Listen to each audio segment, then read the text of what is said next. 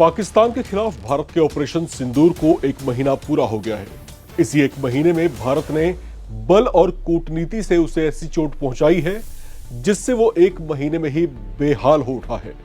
भारत ने शहबाज शरीफ सरकार और पाकिस्तानी सेना के जनरल असीम मुनीर को दिखा दिया कि भारत से उलझने और बैर मोल लेने का कैसा अंजाम हो सकता है।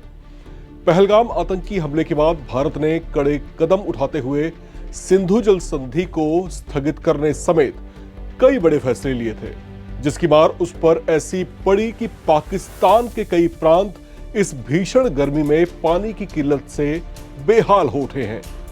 पाकिस्तान के कई डैम्स में आधे से भी कम पानी बचा है, जबकि नहरें सूखने की कगार पर हैं और खरीफ के सीजन में खेतों में सिंचाई के लिए भी पर्याप्त पानी नहीं है। पानी के लिए पाकिस्तान में हाहाकार सा मचा हुआ है। पाकिस्तानी रिपोर्ट्स के मुताबिक उसके कई प्रांतों के अंदरूनी इलाकों में हालात ऐसे हो गए हैं कि लोगों ने पानी की भारी किल्लत के चलते नहाना भी कम कर दिया है। कुछ जगहों पर वाटर टैंकर्स की लूट की खबरें आ रही हैं, जबकि बहुत से इलाकों में लोग हाथों में प्लास्टिक के डिब्बे लिए दूर दूर जाकर किसी तरीके से काम चलाने के लिए पानी का इंतजाम कर रहे हैं। कुछ केसेस तो ऐसे भी आए हैं जहां पाकिस्तान के कुछ बाजारों में दुकानों के शटर तोड़कर चोर पानी की बोतलों के पैक्स ही चुरा कर ले गए। पाकिस्तान की जो हेकड़ी अब से एक महीने पहले देखने को मिल रही थी, उसमें भी अब कुछ हद तक नरमाई आती दिखाई दे रही है। दुनिया भर में घूम घूम कर उसके नेता भारत की ओर से सिंधु जल समझौते के स्थगित करने के फैसले का रोना रो रहे हैं, लेकिन पहले से ही आतंक परस्त रहे पाकिस्तानियों की अंतर्राष्ट्रीय बिरादरी भी कोई खास मदद नहीं कर रही है।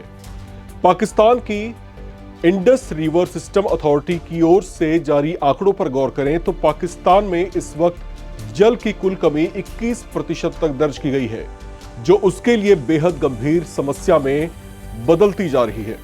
पाकिस्तान के दो प्रमुख वाटर डैम्स मंगला और टरबेला डैम में करीब 50% के आसपास ही पानी बचा है। मंगला डैम झेलम नदी पर बना है, जबकि इसकी कुल क्षमता करीब 5.9 मिलियन एकड़ फीट है, लेकिन इसमें केवल 2.7 मिलियन एकड़ फीट ही पानी बचा है। वहीं सिंधु नदी पर बने टरबेला डैम में भी महज 6 MAF पानी बचा है, जबकि इसकी कुल क्षमता 11.6 MAF है। पिछले महीने हुए पहलगाम आतंकी हमले में 26 हिंदू पर्यटकों के नरसंहार के बाद भारत ने कड़ा कदम उठाते हुए सिंधु जल संधि को अस्थायी रूप से निलंबित कर दिया था। साथ ही भारत ने पाकिस्तान को जल प्रवाह से जुड़े कोई भी डेटा देने से मना कर दिया था, जिससे पाकिस्तानी प्रशासन और सेना को आने वाले मॉनसून में बाढ़ से निपटने में भी दिक्कत आ सकती है। IRSA में चेतावनी दी गई है कि अगर स्थिति नहीं सुधरी तो जल्दी ही जल संकट और गहराएगा। पाकिस्तानी एजेंसियों को जलाशयों से बेहद सावधानी से पानी छोड़ने को कहा जा रहा है। IRSA ने बताया कि मार्च से सितंबर तक चलने वाले खरीफ सीजन की शुरुआत में ही पानी की भारी कमी हो सकती है। चेनाब नदी पर भारत की जल प्रवाह नीति में बदलाव के कारण मराला हेडवर्ड्स में जल प्रवाह में तेजी से गिरावट आई है, जिससे पंजाब और सिंध प्रांतों की सिंचाई व्यवस्था पर बड़ा असर पड़ा है। हालात की गंभीरता को देखते हुए पाकिस्तान के प्रधानमंत्री शहबाज शरीफ ने तजाकिस्तान में आयोजित ग्लेशियर संरक्षण सम्मेलन में भी भारत के कदमों पर चिंता जताई थी, लेकिन हकीकत यह है कि जब तक भारत संधि बहाल नहीं करता, पाकिस्तान की जल निर्भरता पर गहरा संकट मंडराता रहेगा।